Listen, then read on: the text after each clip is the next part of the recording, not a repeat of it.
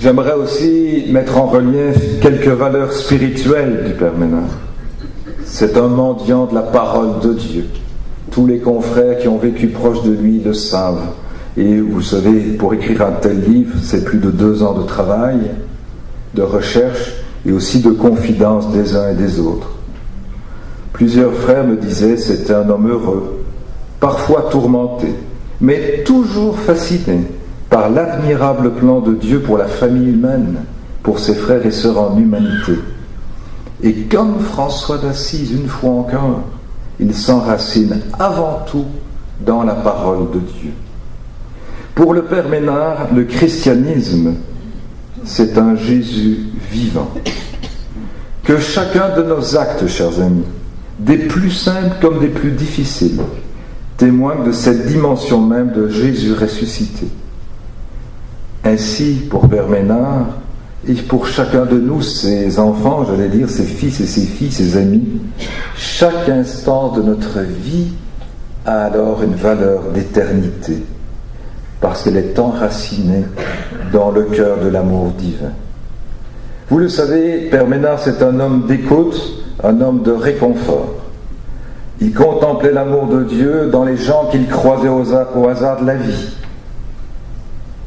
Je pense entre autres à ce chauffeur de camion en Amérique latine qui, dira-t-il plus tard, lui a confié le sens de la prière. Ou au cœur des villes, que ce soit ici à Montréal, quand il accueillait un prêtre en difficulté, ou à bras ouverts à Lima, un lépreux ou un enfant de la rue. Un lépreux, comme François d'Assise. Ou encore dans un aéroport d'Amérique du Sud, où il va partager une soupe avec un enfant cireur de chaussures. Et vous verrez, il n'était pas tout seul, cet enfant, il n'était pas fou. Il a vu le cœur de Dieu dans le cœur du Père Ménard. Ils se sont trouvés 4, 5, 6, 7, 8. Ce repas, dira un jour le Père Ménard, lors d'un souper de la Fondation, ce fut le banquet de l'amour. Ou encore, dans cette rencontre d'un clochard dans la ville de New York, aux États-Unis, avec qui il vivra en pleine nuit un des plus beaux moments de sa vie. Là encore, lors d'un souper de la Fondation, il va le rappeler et il va dire ceci: ça a été un des plus beaux moments d'adoration de ma vie de prêtre. Ça, c'est le chapitre 13 du livre. Vous pensez bien, et ceux qui me connaissent le savent, timide mais bavard. Il y aurait beaucoup de choses à raconter. Et je dois vous dire, et ça je vais me permettre de vous raconter cette anecdote, j'ai rencontré quelques mois après le coup de téléphone de l'éditeur parisien, je l'ai rencontré à son bureau, et il m'avait dit au téléphone, tu sais, vous savez, Père, il va falloir retravailler un petit peu le texte, finaliser, vous entrez dans une collection, il y a un nombre de pages, il y a un nombre de caractères typographiques, et là il me dit c'est 120 000, et j'étais à 145 000. Pas évident, je vous dis tout de suite de couper un livre, hein. Pas évident du tout, surtout avec la richesse spirituelle de cet homme. Alors quand je me retrouve devant lui, j'étais un petit peu inquiet, parce que j'étais parvenu à arriver à 127 500 caractères typographiques. Hein, au lieu de 120 000. Il m'a dit, ne soyez pas inquiets, on va s'en sortir. Et alors, avec humour, je lui ai dit, qu'est-ce que je fais des autres caractères typographiques? Et voici sa réponse. Il m'a dit, vous allez écrire un autre livre sur sa vie, un récit de vie cette fois-ci. Et ça, c'est dans les années qui viennent que je vais donc procéder. Chers amis, ça veut dire ceci, quand chaque être humain, aujourd'hui encore en 2010, alors qu'il y a de 23 ans, si je ne me trompe pas, qu'il est décédé, le Père Ménard, en 1987, il continue à nous interpeller. Aujourd'hui encore, nous-mêmes à sa suite, en chaque être humain, nous pouvons reconnaître le visage de Jésus. Toutes ces attitudes du Père Ménard lui-même trouvent racine en fait dans sa vie de jeune, Alors que sa maman déjà l'envoyait faire quelques courses, Père Ménard avait déjà été touché par la famille humaine. Combien de fois ne rapportait-il pas la monnaie ou même certaines courses qu'il allait faire au dépanneur, répondant à sa maman alors tout étonné qu'il venait de rencontrer dans la rue un pauvre qui en avait besoin plus qu'eux. Vous voyez, humaniser et évangéliser, c'est pas un matin qu'il s'est levé, qu'il a dit tiens, voilà 2 mots-clés de ma vie. Déjà il le vivait dans son enfance. Vous le savez aussi, Père Ménard a créé l'hôpital du Hogar San Pedro avec 50 lits, qui aujourd'hui est reconnu et donné en exemple pour la qualité des soins, de l'accompagnement humain et spirituel qui est donné.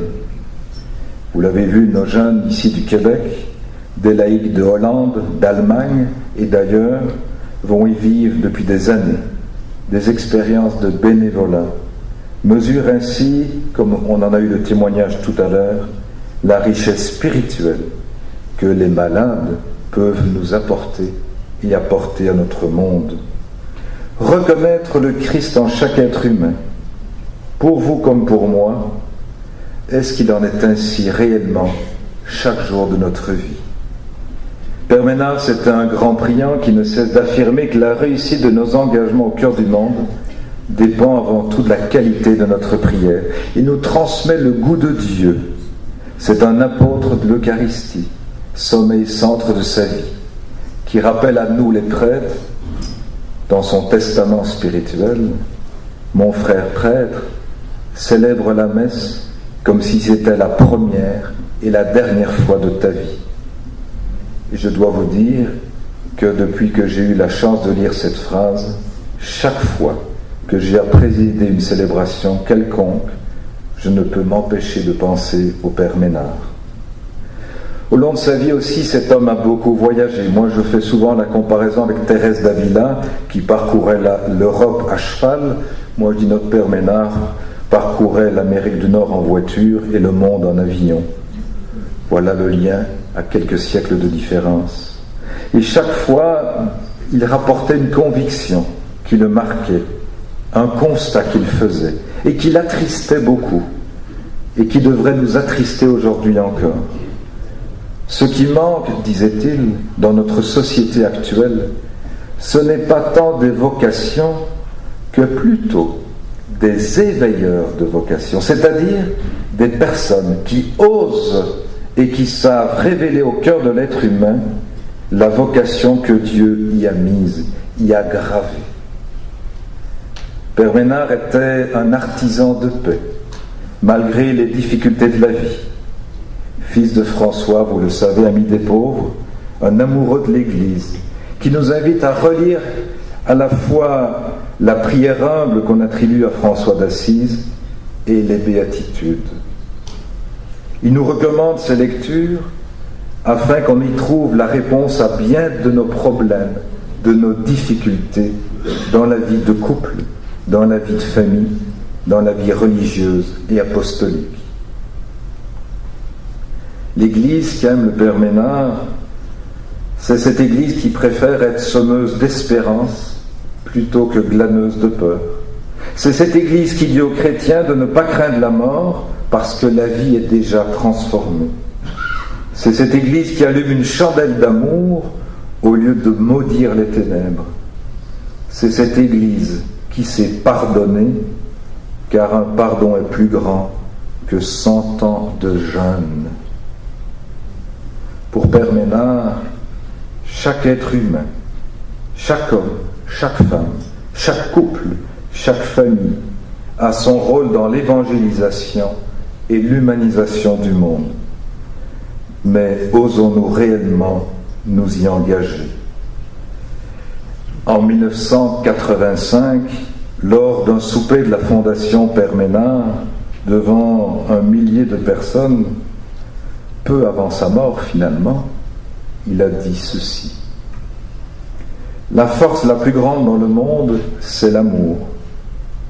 Vous pouvez aimer avec la puissance du cœur de Dieu, C'est vous-même qui êtes le temple de Dieu. Et c'est en vous que se développe la liturgie la plus importante pour le Père Céleste, tout au long de vos journées, en vaquant à vos occupations. Soyez fiers de votre foyer. Vous pouvez le comparer avantageusement à toutes les cathédrales du monde. Et dans ce foyer, il y a chacun de vous qui êtes le plus beau temple, parce qu'il a été érigé non pas par les mains d'hommes, mais par la très sainte Trinité. N'ayez qu'une seule ambition, être ce que vous êtes dans la fonction que vous accomplissez dans votre foyer. Essayez de découvrir les talents que le Seigneur vous a donnés. Utilisez-les au maximum. C'est bien là, chers amis, en 2010 et bientôt 2011, un des plus grands défis à la fois pour l'Église d'aujourd'hui et pour chaque chrétien sérieux son baptême. Osez appeler des hommes et des femmes à vivre la beauté de l'Évangile au cœur des réalités de ce monde, comme laïcs engagés, comme couple, comme prêtres, au cœur des turbulences de l'humanité. Saurons-nous et oserons-nous relever ensemble ces défis?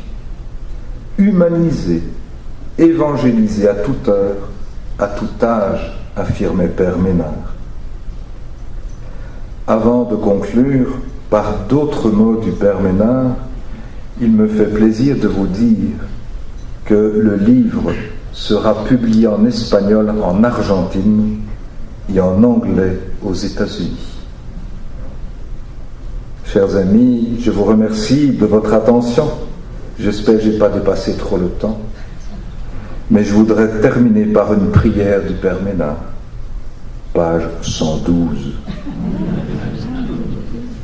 Seigneur, envoyez-nous du courage, le courage d'entreprendre, le courage de persévérer sans témérité, le courage de l'initiative, le courage de la discipline, le courage de la continuité, le courage de l'adaptation continue, le courage d'être souvent seul et le courage de recommencer toujours avec ceux qui arrivent, le courage de ne pas s'irriter malgré les abandons et de rester maître de soi, le courage de trouver assez de temps pour contempler et prier.